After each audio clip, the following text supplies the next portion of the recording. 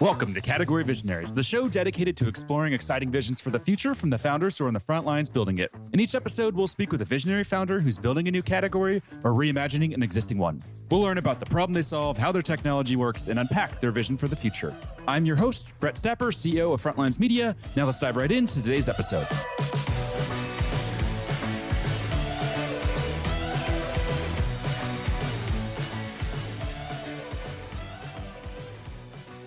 Hey everyone, and welcome back to Category Visionaries. Today we're speaking with Adi Bathla, CEO and co-founder of Revv, an AI-powered SaaS platform for auto repair shops that's raised over $33 million in funding. Adi, what's going on, man?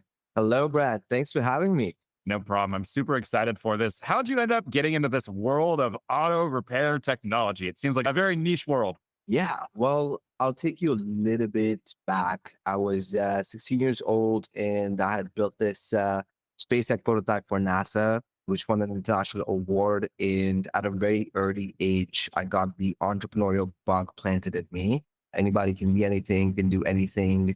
Got a full ride to Brown, took a one-way ticket, started my journey there.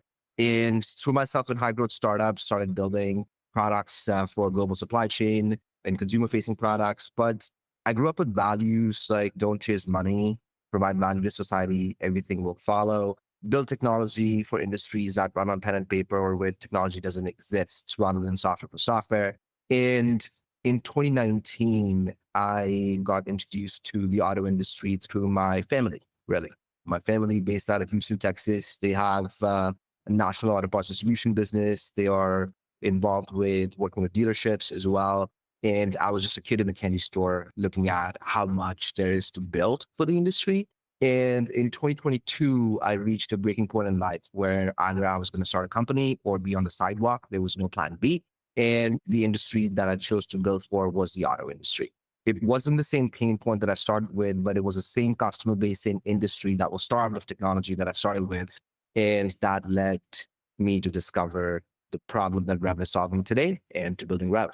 I have a general rule if I'm at a table with founders, like the more unsexy the industry, the more rich I think they are. If it's super sexy, I assume you have no money, the company sucks. But if you're, in this niche industry like auto repair, my assumption is that you're just crushing. So I think you made a good choice with auto repair. I appreciate that. I'd do it over again. It must be fun too, right? It's like, yeah, you have your family connections in that industry, but you must have just been going in there with like everything was new, everything was different, and just a whole blank slate of things to learn, right? Absolutely. I think a big part of building the industry was the core value that customer holds the key. And the beauty that I found in the industry was that if you are coming from the right ethos, the right place, folks are more than willing to share their pain points. As I was saying, the industry starved for technological solutions to simplify their lives. And a lot of what we heard was nobody listens to me, or even if I share my pain point, think that they are smarter and they would provide a solution that they think is the best. But ultimately, the problem should come from the customer, and that's who we're building for. So it's a really amazing customer base and industry. And I think they showed us the path to building what Revv is today. One thing I've heard from a lot of people in vertical SaaS is they'll have these kids from Stanford will come in and like yell at them basically and say like, you guys are not using technology, you're doing this wrong. And of course, that doesn't work out very well. What's been your approach to go to them and get them to adopt technology without like kind of making them feel stupid? It's like a general vibe that I've gotten from others. Yeah, that's a great one. I think in the simplest form, there are two main points here. One is not building a solution in search of a problem and really focusing on the problem. And the second one is meeting an offline industry user where they are in their workflow rather than asking them to move towards your way of doing things. The first one I'll share is we really focused on the pain points. We really saw that cars today are computers on wheels, and it used to be 1 in 4 cars, but now it's 3 in 4 cars. And your average technician that is used to doing work with the fender, the quarter panel, the bumper is now expected to do work that is akin to a skilled engineer with lasers and targets and mats, repairing components like sensors, cameras, and modules. That was a pain point that we focused on rather than coming and putting our first foot forward with AI and new technology. It was a pain point that needed to be focused on, and the massive one at that. And to my second point, meeting an offline industry user where they are in their workflow was a core thesis of every single button and every single user experience in the platform that we built. Mhm. The thesis was shops operate on two core pieces of infrastructure, a scan tool and estimatics. And Mhm. instead of giving them a third platform that they have to spend time learning, integrated deeply with their existing tech stack, we knew that the minute the car comes into the shop, they're going to scan the car, they're going to write the estimate. So Rev now integrates with both of them, runs in the background, and within seconds gives them actionable insights around systems equipped, components impacted, procedures to be performed, step-by-step instructions, and builds a perfect claim package for claims reimbursement purposes as well. So meeting them where they are in their workflow was a recipe for success. I'm sure you've answered this question in the past since you've raised over 33 million, but why now? What's the why now here? The why now starts with the fact that the best birthplace of startups is when there is a government regulation or a functional change or net new technology that didn't exist before. And for us, all those three things kind of came together at the same. So government mandated automatic emergency braking to come equipped in every single vehicle on the road by 2029. Mm. And this led to manufacturers equipping all passenger vehicles with all sorts of technology. Think adaptive cruise control, lane keep, reverse parking. And AAA did a study back in 2018 that more than 98% of net new vehicles being manufactured had these systems equipped in them. Mm. And turns out consumers love them, but repair becomes an afterthought, you know.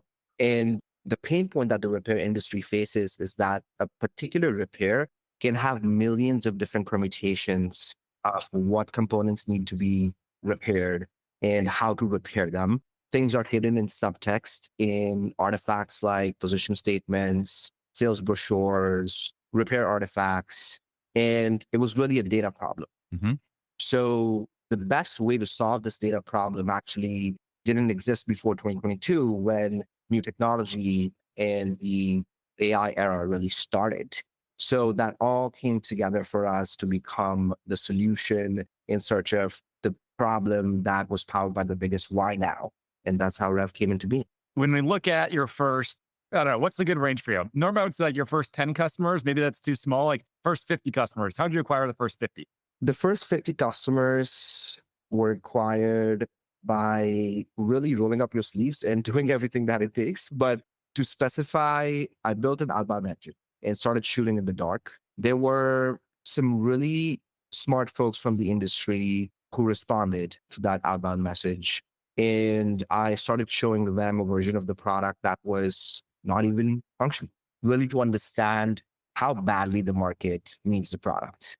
And I experienced something that I had never experienced before, which is even with a bare bones input in, output out, hard coded screen, folks started bringing their friends. They wanted to buy the product on the spot. And I hadn't felt that pull from any type of customer in any market before. And then came the point of actually taking a product to market that we didn't really have, you know? And we stumbled into this problem that it wasn't just simply putting together a complicated data infrastructure. Answer wasn't just putting together that data, but it was also about the interpretation of the data, you know, Mhm. and that interpretation lived in the heads of highly trained technicians. And I had to convince those technicians to really help me understand the nitty gritty and help me download their brains, essentially. And some of them gracefully shared their times and locations, and I took a plane ticket and I showed up at their shops. I started sleeping in their shops and quite literally downloading their brains while my co-founder was shipping code every single night. And that level of attachment with the industry, that level of grit, we actually ended up in the emergency room multiple times. It was a very hard time. We had to bring the product to life. Market timing was very important, but the industry felt that. They felt that these are the people who are here to actually solve a problem for us, and they are working hard to solve the problem for us. So Mhm. they give us a shot. And the product wasn't what it is today back then. It was very manual, not the programmatic intelligence that it is today, but they still gave us a shot. after seeing that grit and that hustle. And they stuck by us. They had patience as well. And those were our first 50 customers. That led to a point where, we finally got the product to where it is today. They helped us out. They played a big part. And then we started finding repeatability and product market fit, which is something you feel. It's not 1 million. It's not 500,000. It's something you feel when it's the same talk tracks of sales. It's the wow factor that you are seeing in the customer's eyes. These are the things that make you feel that product market fit. But yeah, that was the initial journey. This show is brought to you by Frontlines Media, a podcast production studio that helps B2B founders launch, manage, and grow their own podcast. Now, if you're a founder, you may be thinking, I don't have time to host a podcast. I've got a company to build. Well, that's exactly what we built our service to do. You show up and host, and we handle literally everything else. To set up a call to discuss launching your own podcast, visit frontlines.io/podcast. Now, back to today's episode.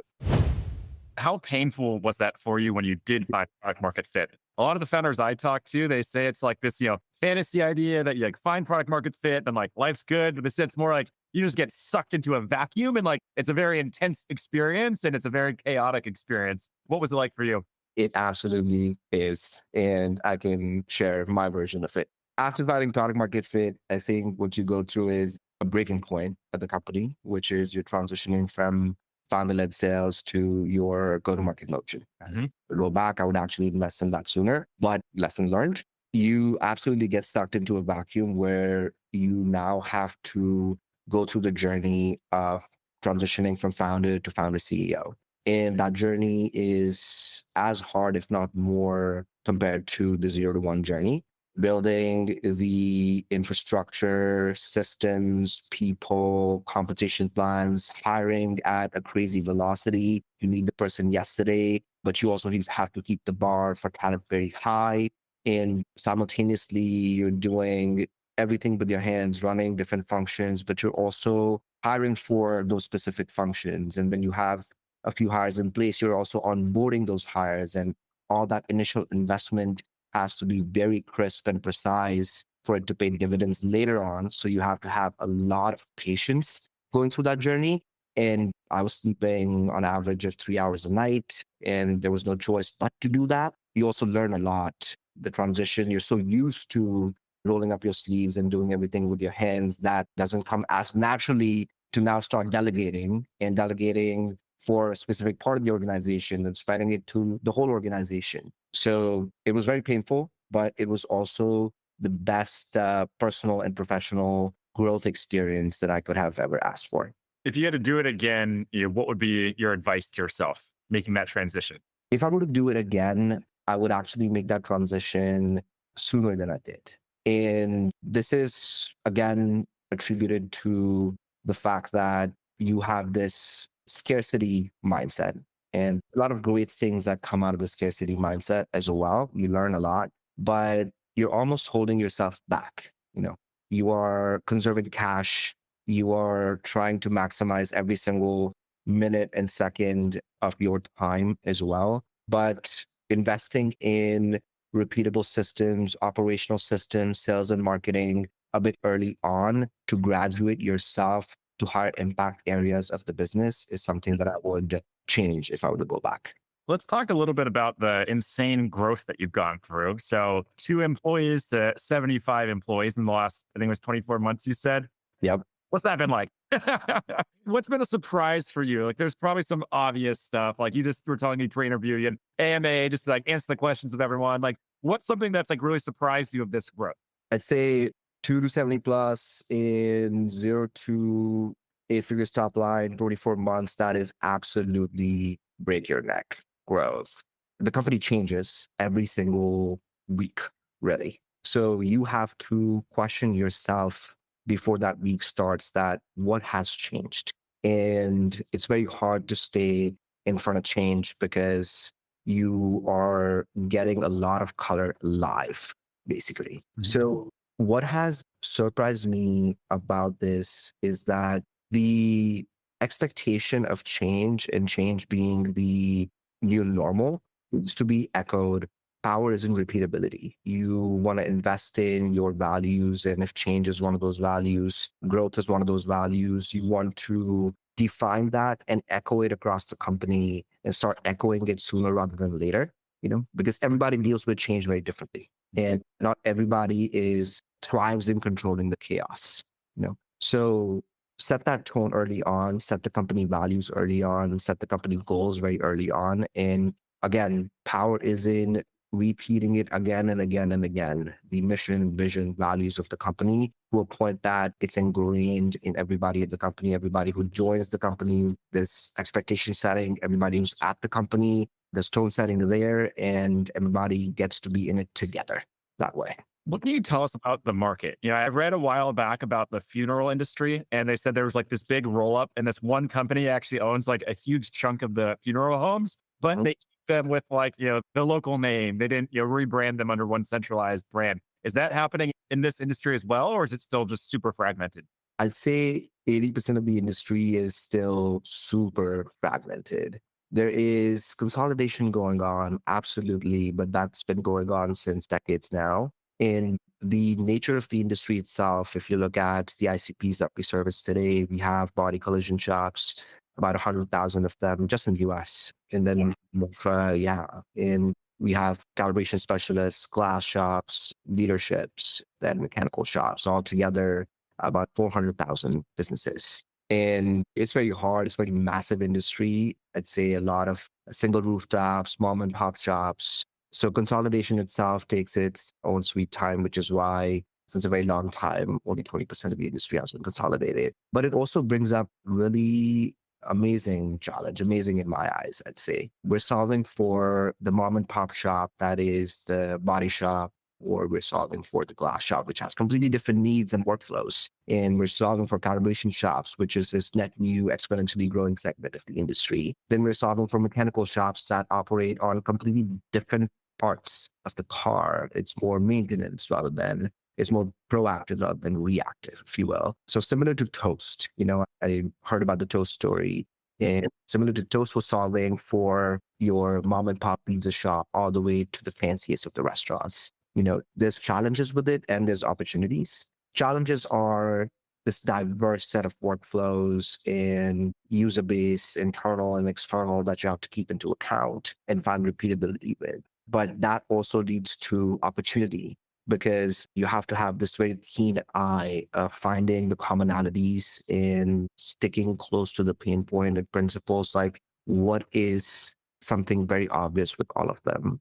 They all run on pen and paper. They all have a way of working. They all have core infrastructure and systems which you can build on top of. So yeah, on both sides, very lucky to be building for this industry.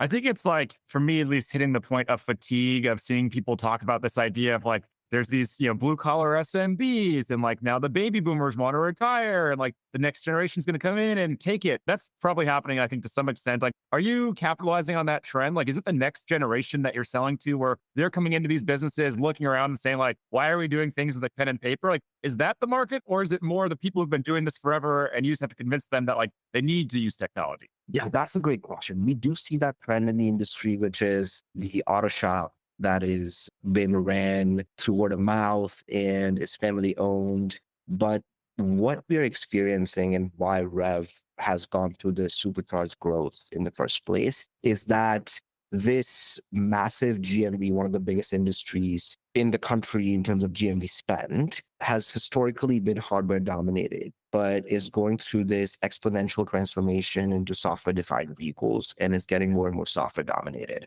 You see new entrants coming into this industry, especially on the calibration specialist segments, or new generation taking over the shop, which actually have a very keen eye towards technology and are looking towards technology to find a solution. Albeit very small segment and it's growing, but it's still small. But on the other side, we have the folks who've been operating the shop since a very long time, and it's multi-generational family business, but they are also adopting. If you look at a sales cycle from a demo to close, more than 60%. So once they see the demo of the product, they're most likely to convert. The reason why this is happening across the board, irrespective of age, is that we're solving a pain point that wasn't as acute, if you rewind 2 years. And number two, it's also a platform that promises revenue generation and liability protection as a value proposition, which is the best value proposition you can ask for, and puts us in a position where this highly starved industry is actually, the industry feels that they're growing with us. The industry feels that Rev is helping them navigate this net new problem. And with this value proposition, they're being extremely vocal about all the other pain points that they need solved. So it's a perfect wedge to actually build an operating system for the industry. This show is brought to you by the Global Talent Co., a marketing leader's best friend in these times of budget cuts and efficient growth. We help marketing leaders find, hire, vet, and manage amazing marketing talent for 50 to 70% less than their US and European counterparts. To book a free consultation, visit globaltalent.co. What about the outbound system that you built? Dumb question. Was that emailing them or was it calling them? The persona you're describing, like, I'm surprised that they actively use email day to day. I picture them as phone call people. How are you getting in touch with them? Yeah, that's a great question. It started off as emails. And as I usually would, I personally started sending emails out, building that outbound engine.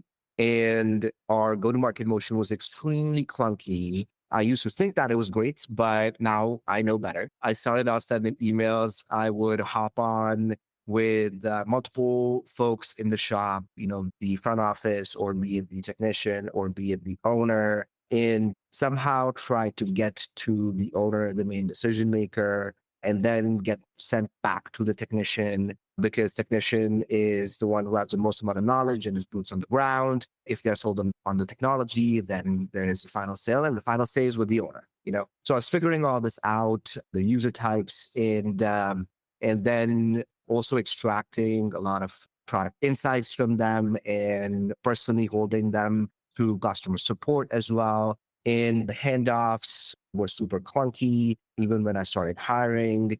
And our users are folks repairing cars with their hands. They don't really have time to hop on video calls.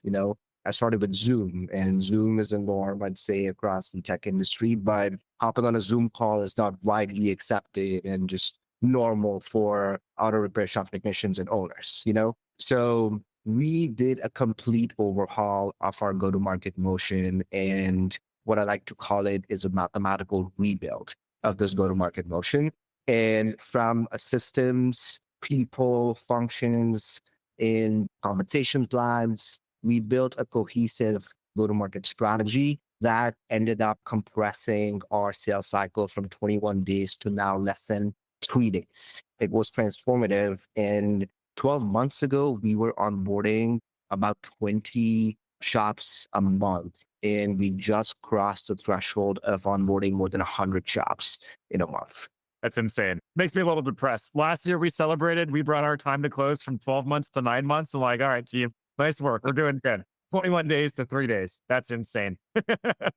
How do you get them to say yes in just 3 days? I guess it's not a huge risk for them, right? To try it out. Yeah, I'd say what we really defined was the different gatekeepers. Who would you encounter on the phone call, on the first phone call, and build talk tracks that are specific to those customer personas. And then from a systems perspective, our XDRs join the calls with the AEs. And what we figured out was that all we need to do is get them on a demo. Once they are on a demo, the demo is engineered to showcase how deeply integrated it gets into your existing workflow, and it pulls your existing repairs and shows them the ROI, shows them the liability protection, and those value propositions in terms of numbers, in terms of qualitative liability is very much in front of them, which leads us to the demo to close rate. And the demo to close rate has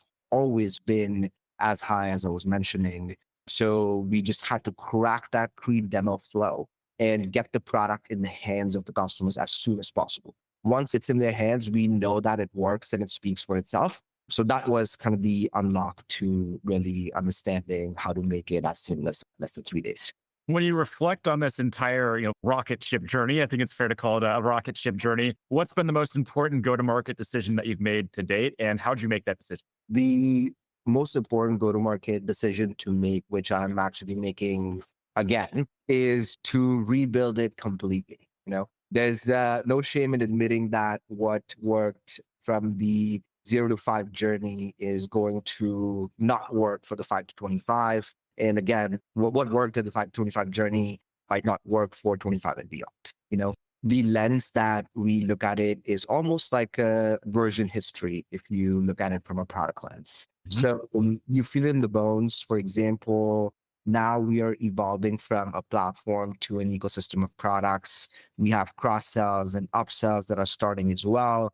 We're again getting to a point that we're admitting to ourselves that, hey, our mathematical rebuilds that we have been so proud of is no longer going to take us to the next leg of the journey. So we have to completely rebuild it. It's a lot of effort now at this point of the company, a lot of cross-functional effort as well.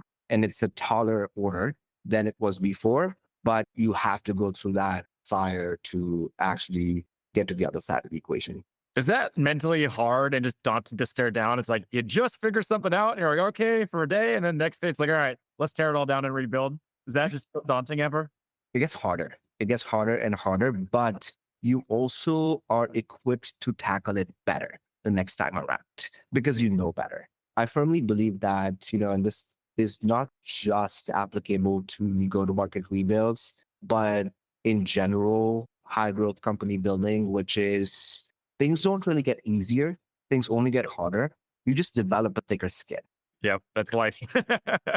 Yep.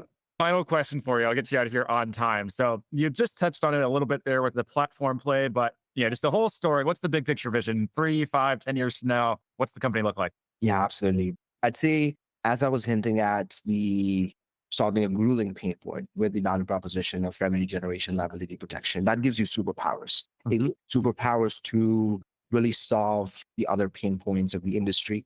And we have a very local customer base that tells us all about it. Now, the approach that we're taking and what we've found out as a pain point is that the industry has these solutions that are not being worked on anymore, or it doesn't fit the need of the auto repair shops anymore. And all of them were built to be these walled gardens.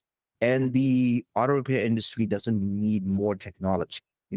It needs technology that talks to each other and works in a way that it gives them the time back to focus on the car and the customer. So I see Revv as the connective tissue that powers a total repair for the global auto repair industry.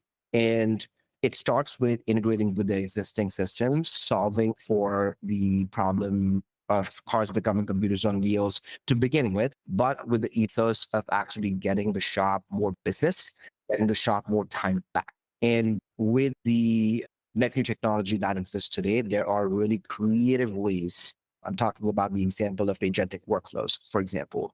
There are creative ways to complete the tasks that the shop needs to do, get them more business, get them more time back. And it was not possible in yesterday's world.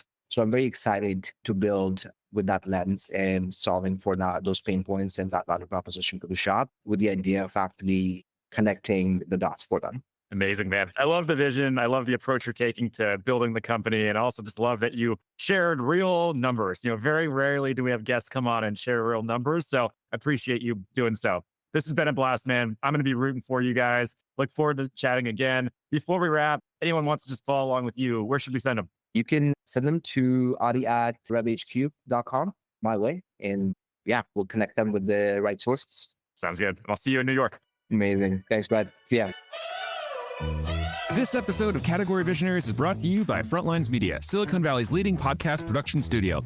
If you're a B2B founder looking for help launching and growing your own podcast, visit frontlines.io/podcast. And for the latest episode, search for Category Visionaries on your podcast platform of choice. Thanks for listening, and we'll catch you on the next episode.